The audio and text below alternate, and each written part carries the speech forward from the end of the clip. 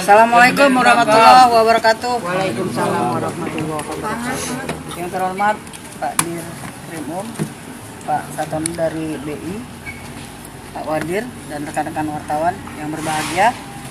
Terima kasih atas kehadirannya. Hari ini kita semua berkumpul di sini untuk melaksanakan konferensi pers tentang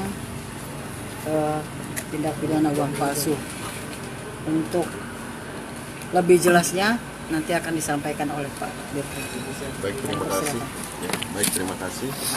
Silakan nanti rekan-rekan dari media menanyakan apa aja, silakan terkait dengan pengungkapan kasus uang palsu.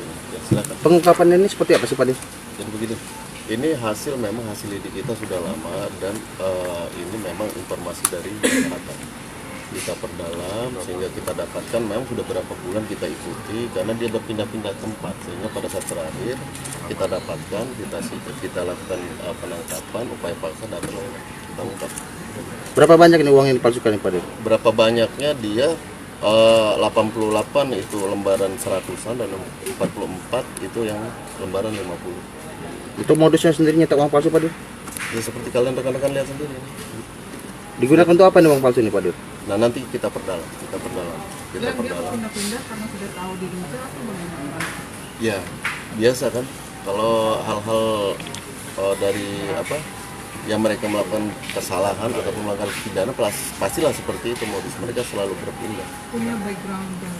Tidak ada. Untuk modus mengedarkan uang palsunya seperti apa Pak Dir? Dia selalu malam dia keluarkan itu. Malam. Untuk berbelanja Ngecer atau barang. diecer?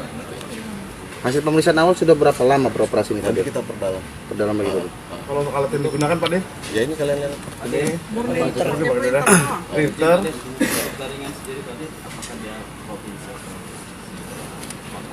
Masih di pos betul. Motifnya Pak Dir mencetak uang palsu apa katanya mau bayar utang atau emang sengaja mau untuk kehidupan sehari-hari gitu?